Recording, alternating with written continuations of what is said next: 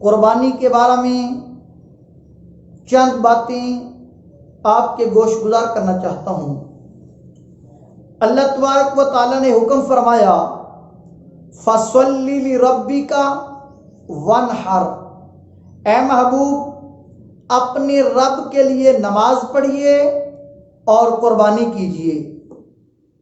آئیے، قربانی ایک عظیم عمل ہے جو اللہ تبارک و تعالیٰ کی بارگاہ میں بڑا پسندیدہ ہے۔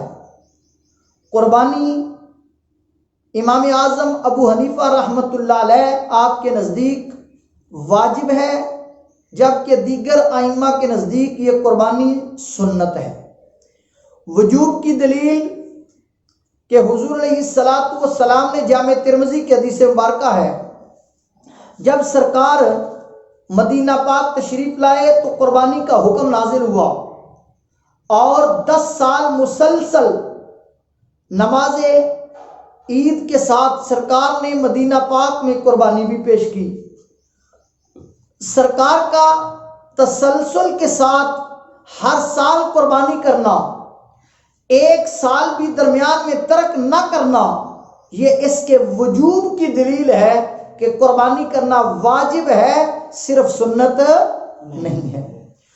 دوسری سنن ابن ماجہ کی حدیث مبارکہ ہے، سرکار نے فرمایا من وجد ساعتا فلم یضحی فلا یقربن مصلانا، فرمایا جو بندہ قربانی کرنے کی طاقت رکھتا ہو اس کے باوجود وہ قربانی نہ کرے، فلا یقربن مصلانا، حضور فرماتے ہیں وہ ہماری عیدگاہ کے قریب نماز پڑھنے کے لیے نہ آئے۔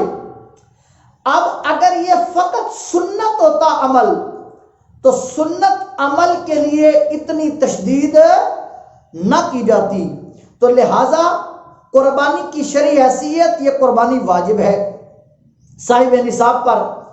اب آئیں قربانی کی فضیلت کیا ہے۔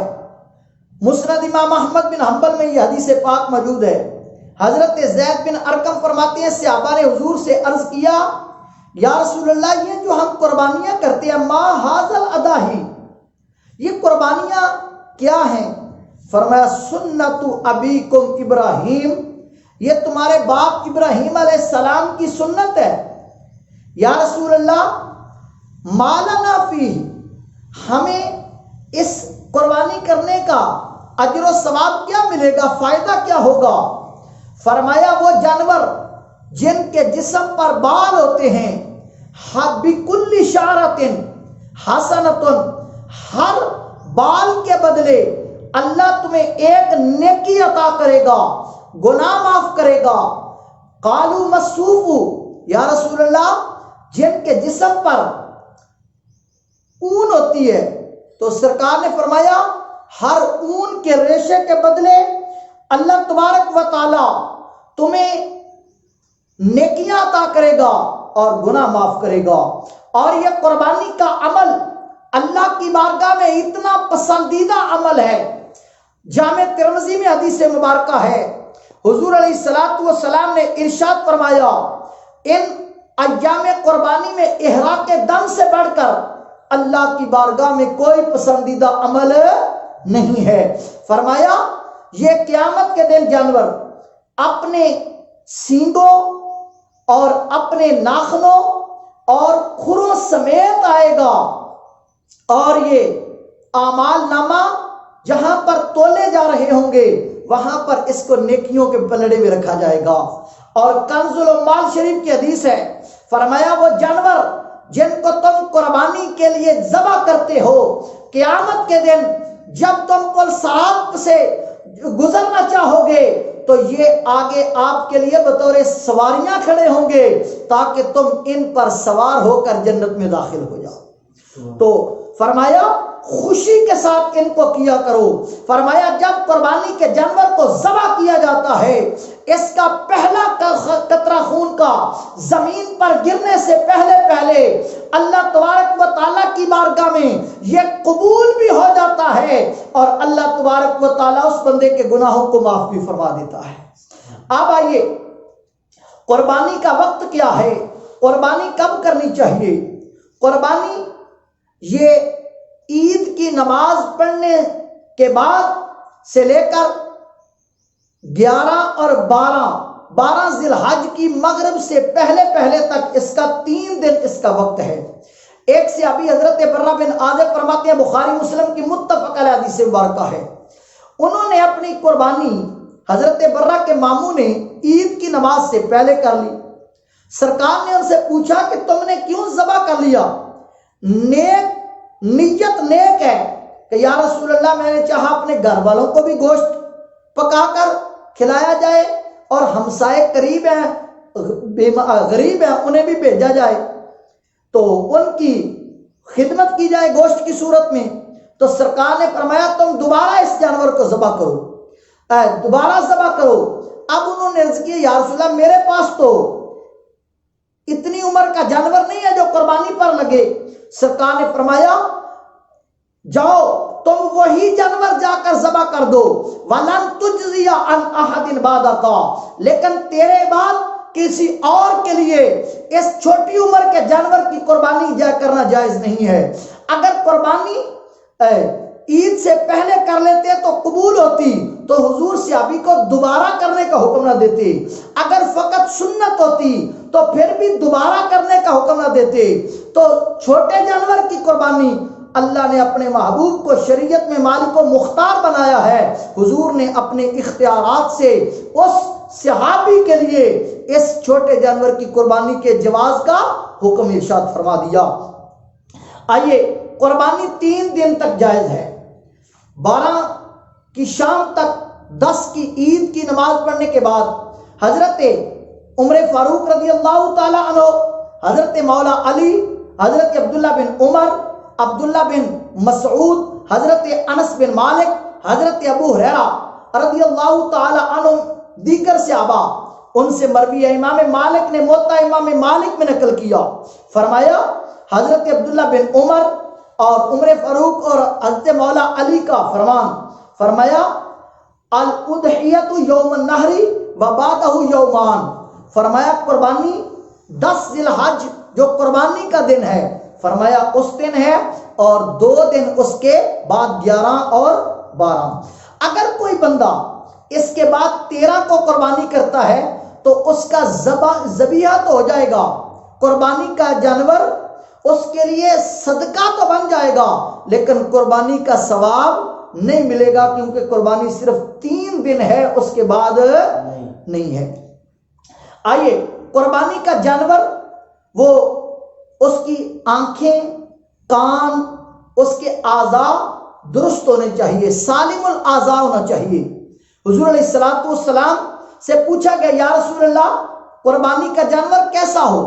فرمایا اس کی آنکھیں ٹھیک ہوں، وہ اندھا نہ ہو، اس کے کان بالکل ٹھیک ہوں، کٹے ہوئے نہ ہوں۔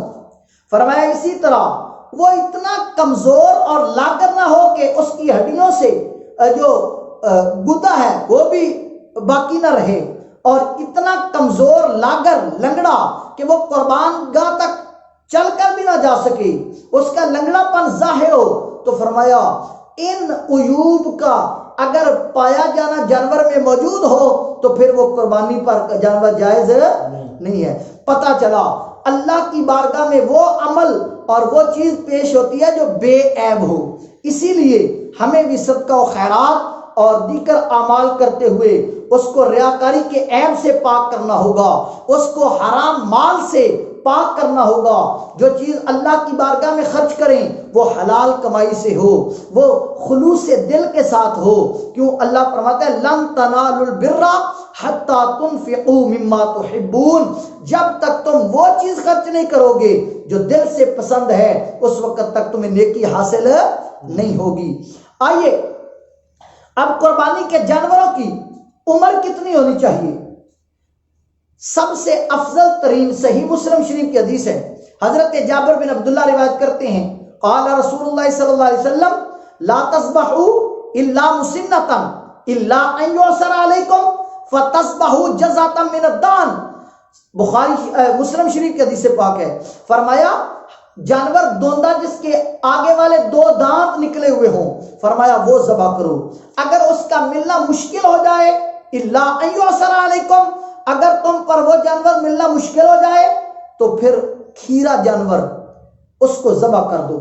آئیے، تو بعض لوگوں نے کہہ دیا کہ مطلقاً دوندہ ہی قربانی پر جائز ہے، اس کے علاوہ دوسرا جائز نہیں ہے۔ تو آئیے میں دو احادیث یہاں پر پیش کرتا ہوں۔ حضرت مجاشع، یہ بنی سلیم کے ایک آدمی تھے حضور کے صحابی، وہ فرماتے ہیں سنن نسائی شریف، سنن ابی داود شریف، سنن ابن ماجہ، ان 3 حدیث کی کتابوں میں یہ حدیث پاک موجود ہے۔ آپ فرماتے ہیں کہ ہم حضور علیہ الصلوۃ والسلام کے ساتھ موجود تھے، قربانی کے دن آگے سفر میں تھے، تو ہم میں سے کھیرے جانور فروخت کر کے اس 2 کے بدلے میں ایک دوندہ جانور لینے کا ارادہ کیا دوسرے صحابہ نے۔ تو وہ فرماتے ہیں کہ اس وقت میں نے کہا ان الجزع یوفا مما یوفا من السنی، فرمایا بے شک کھیرا جانور جہاں پر دوندہ پورا اترتا ہے، جہاں پر دوندہ درست ہے، جائز ہے، وہاں پر کھیرا جانور بھی درست ہے۔ تو لہذا افضلیت دوندے کی ہے، اگر دوندہ نہ ملے تو بکرا جس پر پورا سال گزر جائے تو وہ جانور بھی جائز ہے، کیونکہ کھیرا جانور اگر بھیڑ کا ہو تو اس کی تو حضور نے فرمایا نعمت الاضحیۃ نعمت الاضحیہ الجزع من الدان، فرمایا بھیڑ کا کھیرا اس کی قربانی بہترین قربانی ہے، تو اس کے بارے میں کسی کا اختلاف ہی نہیں ہے۔ لہٰذا اگر دوندہ نہ ملے تو آپ کھیرا جانور جو مکمل سال کا ہو بکرا، تو اس کو قربانی میں ذبح کرنا جائز ہے۔ آگے آئیں، اونٹ اور گائے کی قربانی۔ اونٹ اور قربانی گائے کی دونوں میں 7 حصے ہوں گے۔ بعض لوگ کہتے ہیں کہ اونٹ میں 10 حصے ہوتے ہیں۔ پہلی بات تو یہ ہے کہ وہ حدیث مبارکہ سفر کی ہے، سفر کے احکامات اور ہیں اور اقامت کے مقیم کے احکامات اور ہیں۔ دوسرا، وہ حدیث مبارکہ خود امام ترمذی فرماتے ہیں یہ حدیث مبارکہ کمزور ہے سند کے اعتبار سے، جبکہ جس میں 7 کا ذکر ہے وہ حدیث مبارکہ 10 کے مقابلہ میں قوی ہے۔ اور تیسری، جمہور علماء فقہاء محدثین کے نزدیک جو حدیث مبارکہ فرمایا والجمہور علی انہ منسوخ، شیخ عبدالحق محدث دہلوی رحمۃ اللہ علیہ، امام نووی اور دیگر محدثین شارحین نے فرمایا جس حدیث مبارکہ میں اونٹ میں 10 افراد کے شامل ہونے کا ذکر ہے وہ حدیث مبارکہ منسوخ ہے، اور اس کی ناسخ حدیث کون سی ہے؟ حضرت جابر بن عبداللہ فرماتے ہیں کہ حضور علیہ الصلوۃ والسلام نے ہمیں 7 افراد کو اس میں شامل فرمایا۔ کتنے افراد؟ فرمایا اونٹ میں بھی 7 افراد شامل ہوں گے اور گائے میں بھی 7 افراد شامل ہوں گے۔ تو یہ حدیث مبارکہ صحیح مسلم شریف میں موجود ہے، یہ حدیث مبارکہ سنن ابی داود شریف میں موجود ہے، یہ حدیث مبارکہ اور کتب احادیث میں موجود ہے، جس میں حضور علیہ الصلوۃ والسلام نے فرمایا 7 افراد اونٹ میں قربانی میں شامل ہوں گے اور 7 افراد ہی گائے میں شامل ہوں گے، لہذا 7 کی طرف سے۔ اب ایک ضمن میں بعض لوگ کہتے ہیں قربانی تو ایک بندے پر واجب ہے، تو انہوں نے عقیقہ درمیان میں کرنا ہو تو وہ اس میں حصہ رکھ لیتے ہیں۔ جب تک قربانی غالب ہو، زیادہ حصے قربانی ہو، اور اس کے ضمن میں اگر عقیقے کا حصہ لڑکے کے 2 اور لڑکی کا 1 حصہ اگر ڈال لیا جائے حصہ، تو وہ عقیقہ بھی جائز ہے، وہ بھی صدقہ ہے، اور قربانی بھی جائز ہے۔ اب قربانی کے گوشت کے حصے کتنے کریں گے؟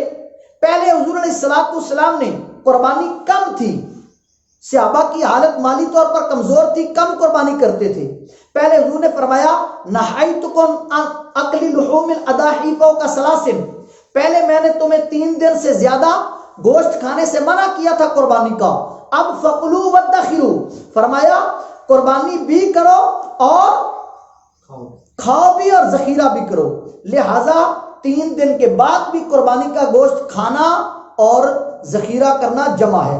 اس کو 3 حصوں میں تقسیم کر لیں گے۔ سرکار قرآن فرماتا ہے تم فَقُلُوا مِنْ هَوَاتِمُ الْقَانِيَ وَالْمُعْتَرِ، خود بھی کھاؤ، رشتہ داروں کو بھی کھلاؤ، اور کانے جو لوگوں سے دستے سوال دراز نہیں کرتے، مانگتے نہیں ہیں، اور وہ جو غریب قربانی کرنے کی طاقت نہیں رکھتے، فرمایا ان کو بھی کھلاؤ۔ تو 3 حصے علماء فرماتے ہیں مستحب ہے۔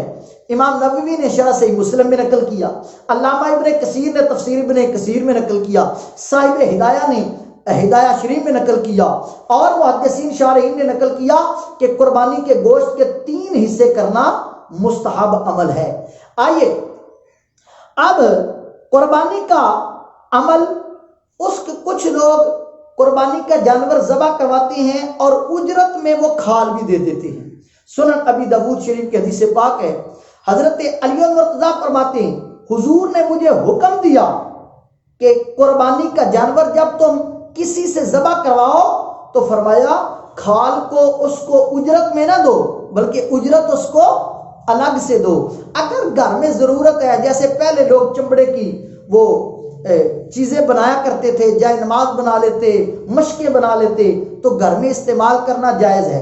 اگر صدقہ کرنی ہو تو فرمایا بہتر حل یہ ہے کہ دینی مدارس کو دیا جائے، غرباء کو دیا جائے، اگر وہ سیل کر دے تو اس کی قیمت کو صدقہ و خیرات کیا جائے۔ تو عزیزان محترم، یہ قربانی کا عمل اللہ تبارک و تعالیٰ کی بارگاہ میں انتہائی قبولیت والا عمل ہے۔ اب جس طرح گائے کی قربانی میں 7 افراد شریک ہوں گے، اسی طرح بھینس کی قربانی بھی جائز ہے، اور اس میں بھی 7 حصے ہوں گے۔ فتاوی ثنائیہ میں ثناء اللہ امرسری نے بھینس کی قربانی کے جواز کا فتویٰ دیا، نذیر حسین دہلوی نے فتاوی نذیریہ میں، اور قرآن و حدیث میں کہیں بھی نہیں ہے کہ یہ منع ہے، یہ حلال جانور ہے۔ جس طرح اس کا صدقہ کرنا جائز ہے، اسی طرح اس کی قربانی کرنا بھی جائز ہے۔ بھینس کی قربانی کا حکم وہی ہے جو گائے کی قربانی کا ہے۔ الجاموس فی حکم البقر من جنس ہی، فرمایا یہ گائے کے حکم میں ہے بھینس، تو لہٰذا جتنے حصے گائے کے ہوتے ہیں اتنے حصے ہی اس کے ہوں گے۔ اللہ تبارک و تعالیٰ کی بارگاہ میں دعا ہے کہ اللہ تبارک و تعالیٰ جتنے مسلمان قربانیاں کر رہے ہیں ان کی قربانیوں کو اپنی بارگاہ میں قبول فرمائے، اور قیامت کے دن ہم سب کے لیے عمل قربانی کو ذریعہ نجات بنائے۔ آمین و آخر دعوانا۔